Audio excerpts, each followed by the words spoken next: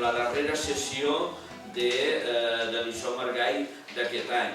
Dintre de la internacionalització imparable de Liceu Margall tinc el plaer de convidar dos homes de món. Començarà Leonardo Franceschini, italià, però home de món, que acaba de publicar un llibre sobre la temàtica propera al que parlarà, és a dir, el tema de la raça, diguem del racisme com substancial a la humanitat, que no ens el traiem de damunt. Hola, Marta. Precisament està arribant Marta, que hi ha senyora d'allí, que ara mira cap a darrere, la Marta, és la que us hauré d'apuntar per a la cruïlla de debats per la sessió del 12 de juny.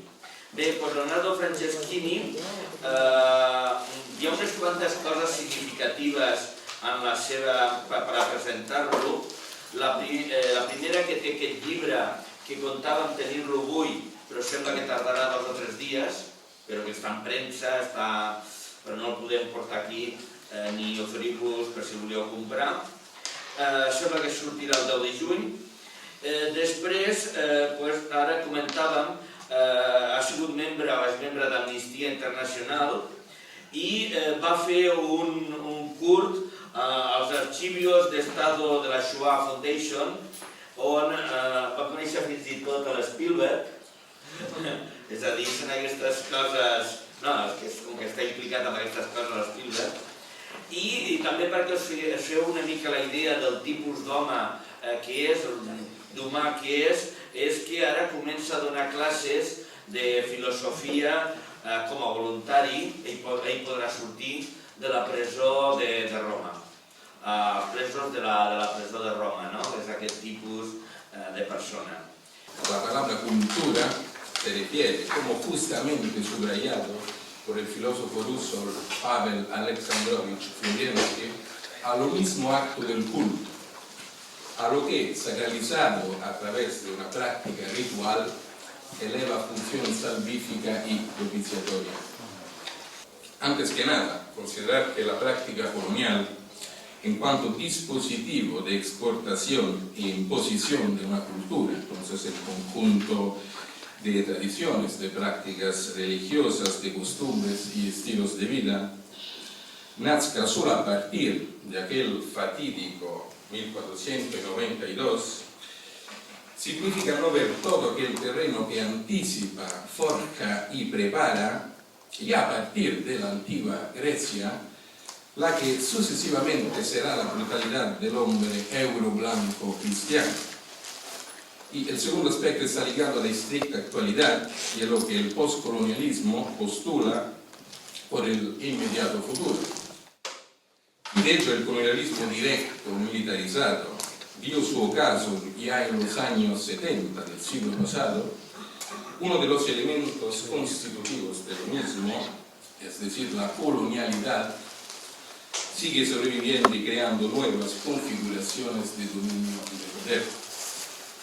Y por colonialidad quiero decir un acercamiento ego-teológico, parafraseando al gran filósofo argentino Enrique Husserl, ligado entonces a un punto central en el interior del espacio-mundo, de naturaleza teológica y que produce definiciones, racionamientos y discursos de origen occidental, a través de lo cual seguimos categorizando, evaluando, reatando a la alteridad en nombre de una presunta superioridad sapiencial, política y económica, la cual sigue siendo de fondo a las prácticas y a los discursos internos a la política internacional. Y para explicar esta serie de relaciones entre saber y poder, entre supuesta sapienza universal y incipiencia, me valdré de un breve análisis centrado sobre la cuestión de la raza. Pues bien, ¿cómo nace en Europa la idea de la raza? Es decir, la idea que el Homo sapiens, único superviviente de la familia de los homínidos, pueda ser subdividido a su vez en categorías determinadas y determinantes, pero quiero antes remachar un concepto, y creo que sea importante hacerlo.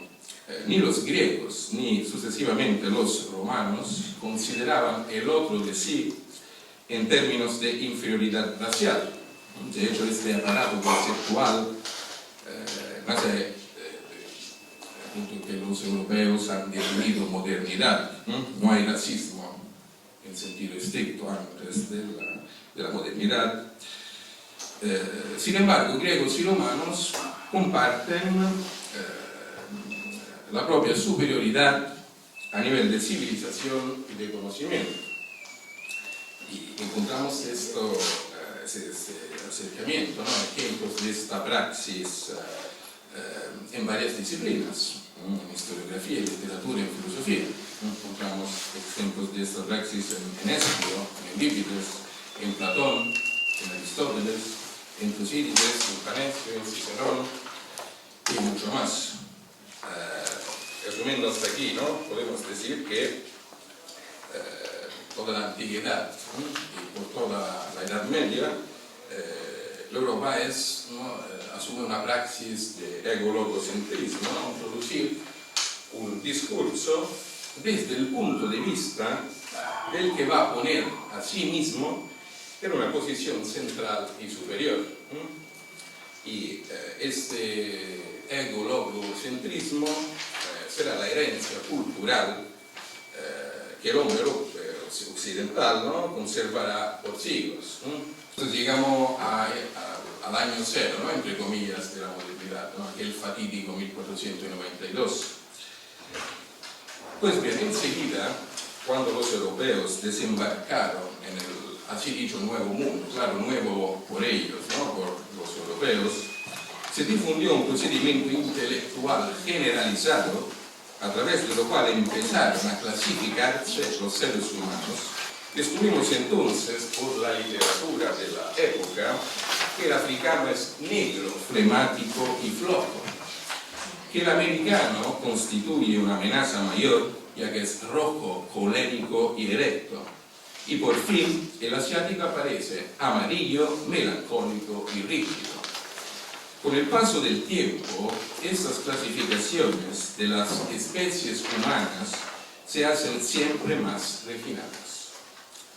La antigua distinción entre naciones sagradas y naciones gentiles, entre los cristianos y los demás, fue sustituida por aquellas basadas sobre raza, color, origen, rasgos caracteriales y presuntas configuraciones psíquicas. Y empezamos a ver entonces que el color, ¿no? el color de la piel, por lo cual de un punto de vista físico es simplemente una percepción óptica, ¿no? visual, adquiere un claro valor antropológico y moral.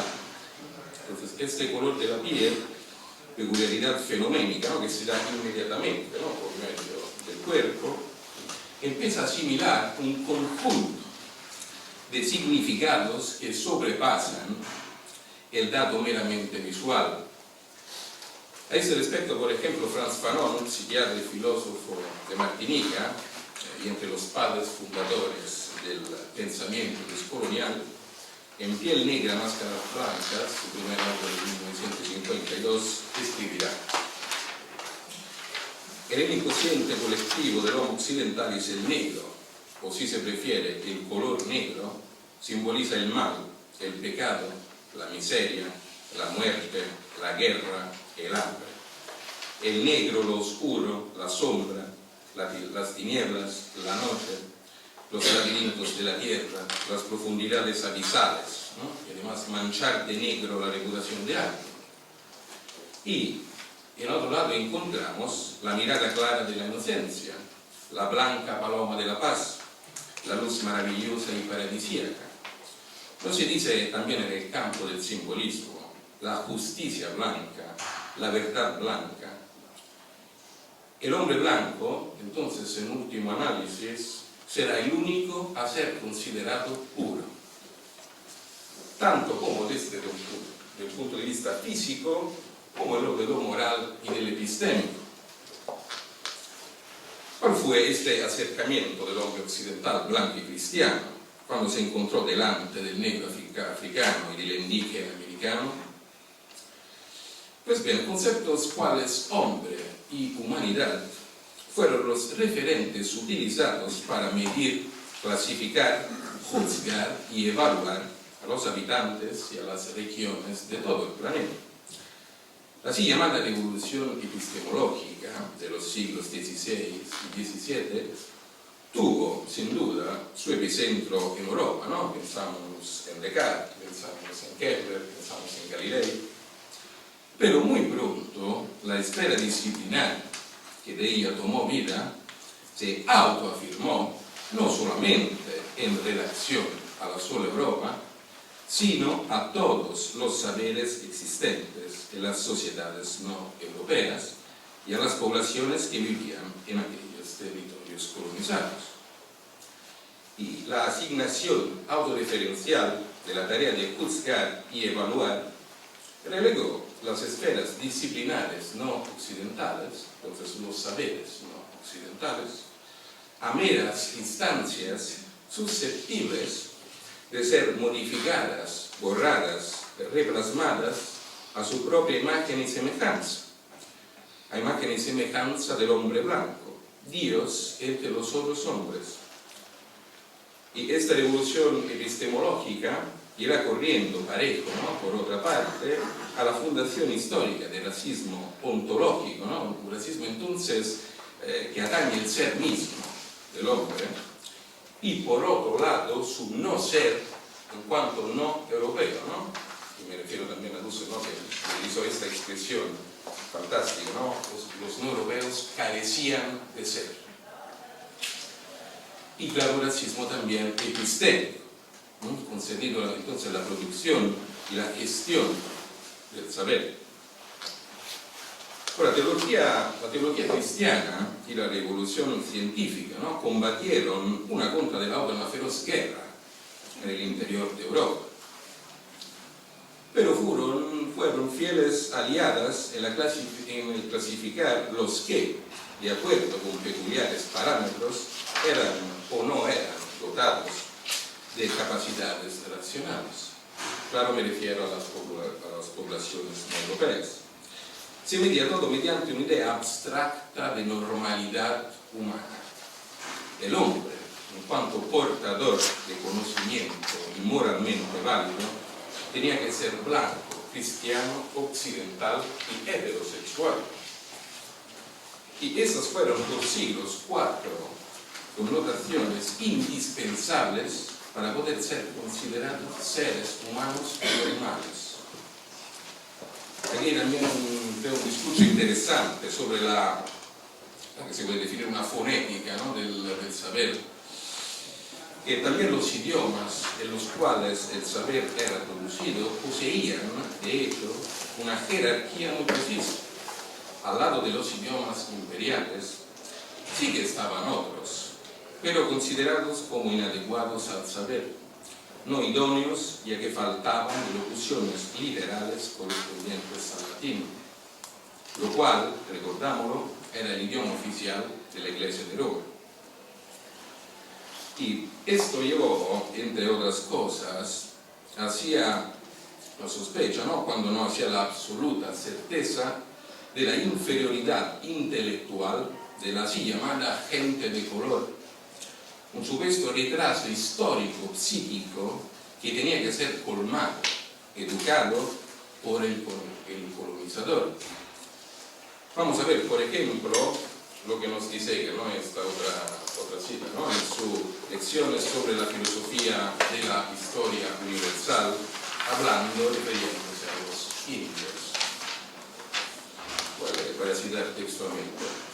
Mucho tiempo ha de transcurrir todavía antes de que los europeos enciendan el alma de los indígenas un sentimiento de propia estimación. Los hemos visto en Europa andar sin espíritu y casi sin capacidad de educación. La inferioridad de estos individuos se manifiesta en todo, incluso en la estatura.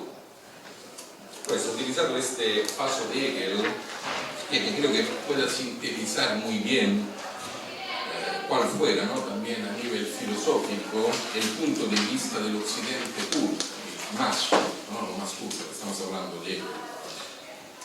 Y podemos notar, de todas formas, las mismas definiciones denigratorias en John Locke, en Voltaire, en Kipling, en John Stuart Mill, en Montesquieu y por fin en Engels. Y en muchísimos otros autores o corrientes de pensamiento, como el positivismo, el evolucionismo, que influenciaron profundamente al pensamiento occidental.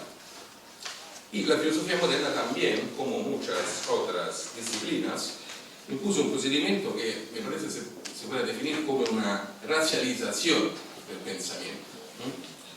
No se puede tener filosofía ahí donde no se tiene piel blanca y proveniencia físico-cultural europea.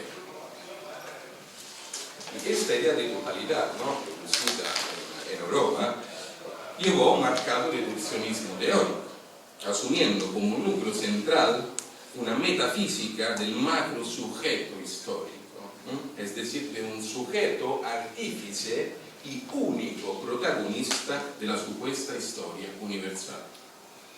El hombre occidental es lo que forja, actúa y hace la historia. La historia se encarna en él y en él solo.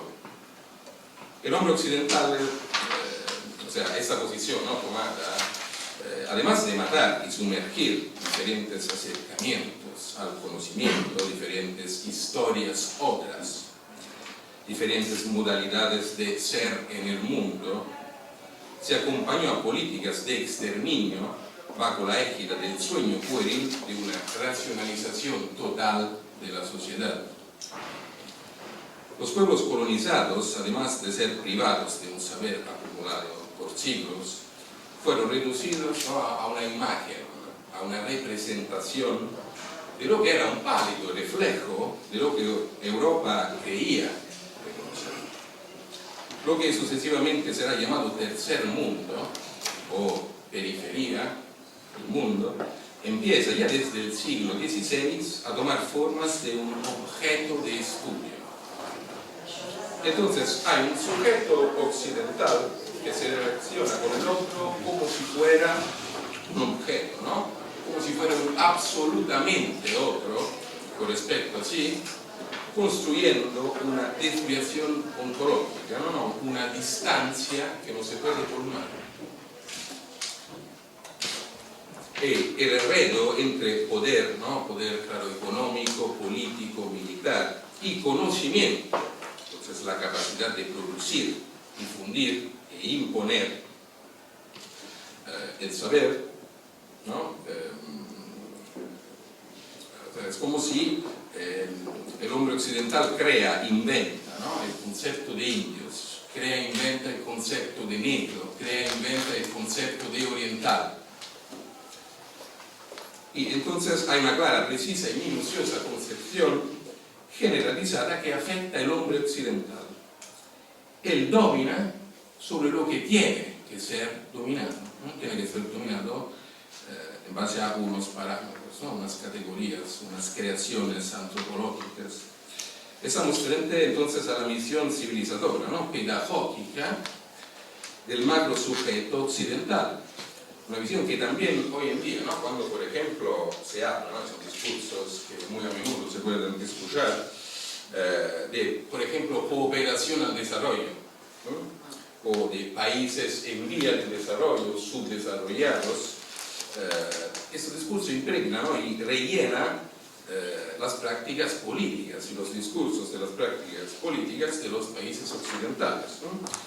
Y creo que estos enunciados, entonces, desarrollo, subdesarrollo, progreso, no son enunciados neutros, ¿no? No son propios de una caritativa inocencia cristiano-capitalista, ¿no? Al contrario, creo que significan que todo el planeta tiene que volver a recorrer las mismas etapas de la historia occidental, ¿no? Como si esta historia particular, asumida como universal, fuese la única llave de lectura posible para todos los seres humanos del mundo.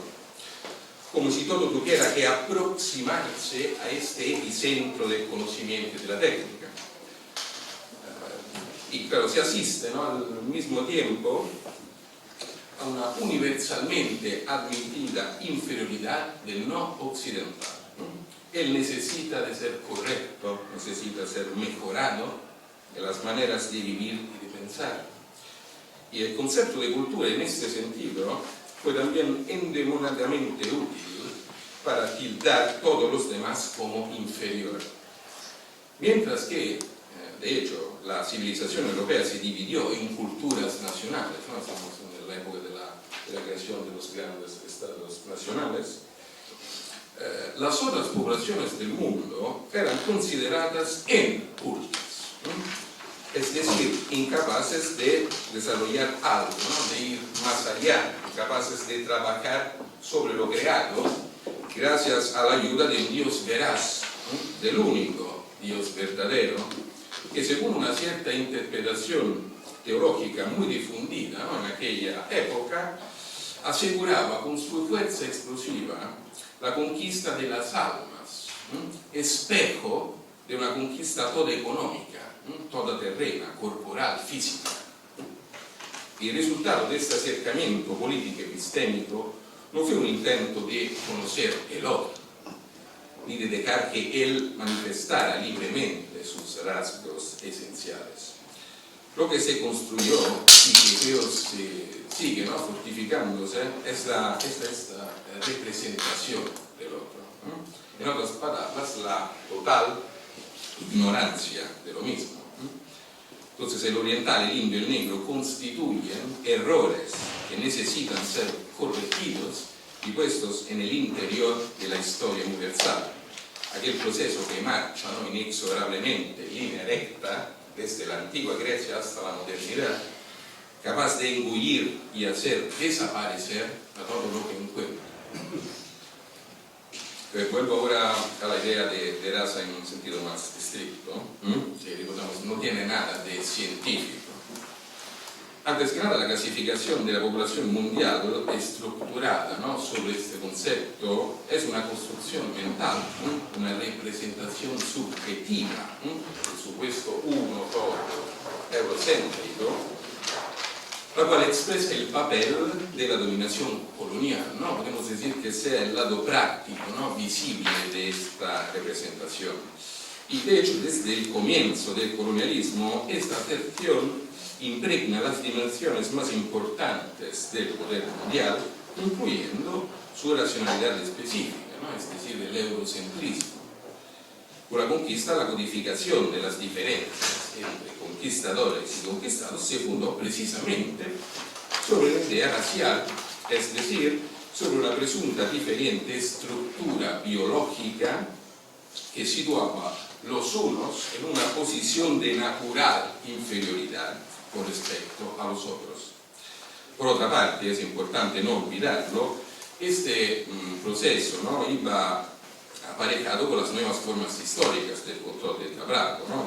De sus recursos también humanos y de sus productos girados alrededor del naciente capitalismo imperial, colonial y del mercado mundial.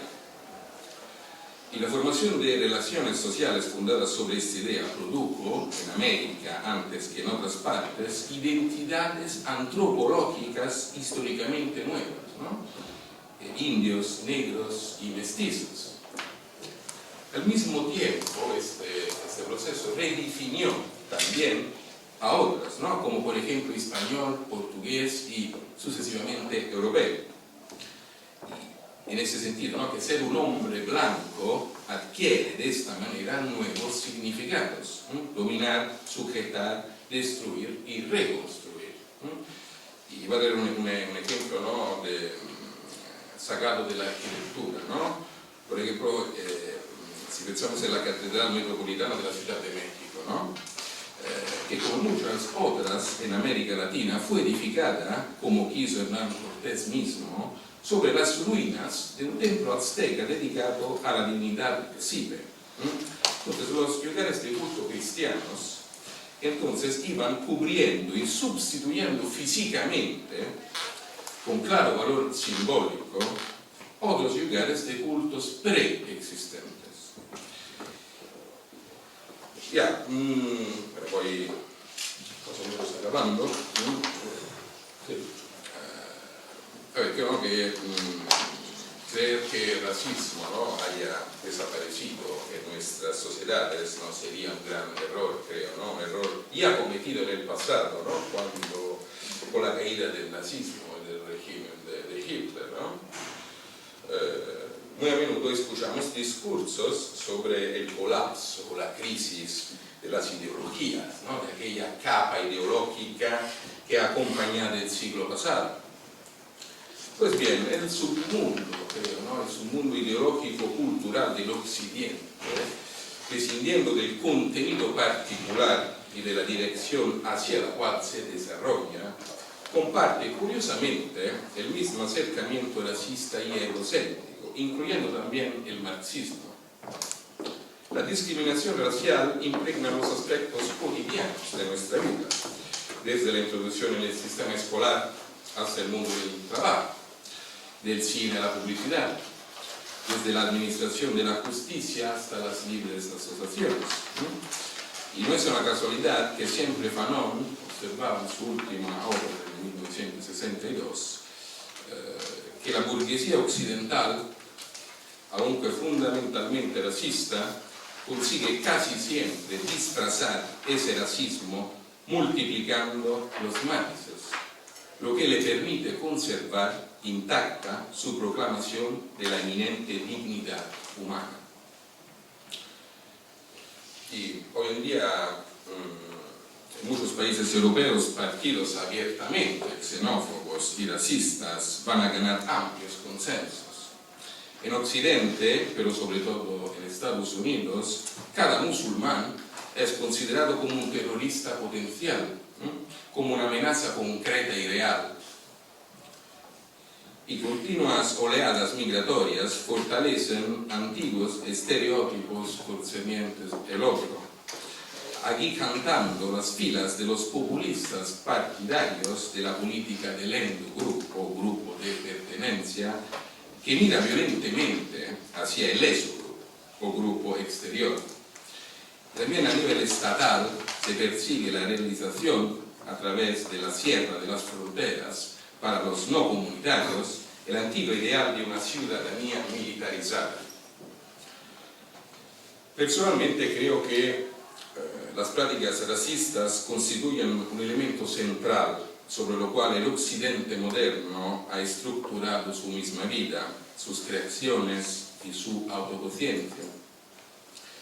Además creo que no podemos más relacionarnos a nuestra herencia cultural reatando en un rincón esta problemática, ¿no? Paseándola de importancia.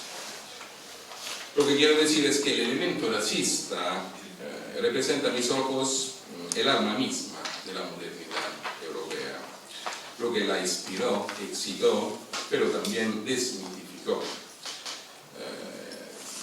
Trato de afirmar, ¿no? Que de una manera el racismo es la historia misma del Occidente moderno, no es un accesorio, ¿no? Es algo central. y continuar a no considerar fundamental esta entidad constituyente cuando se analizan y estudian teorías y orientaciones políticas, ideológicas, sociológicas, históricas y económicas, representa una ciega y perniciosa voluntad de callar, una voluntad de no ver, desde la cual siento personalmente la exigencia de marcar las distancias. Creo que esta investigación no puede prescindir de la perspectiva racista desde y a través de la cual los mismos se han desarrollado. Y creo firmemente que el acercamiento descolonial, en cuanto praxis desculturizante, ¿no? ¿Qué significa una praxis desculturizante?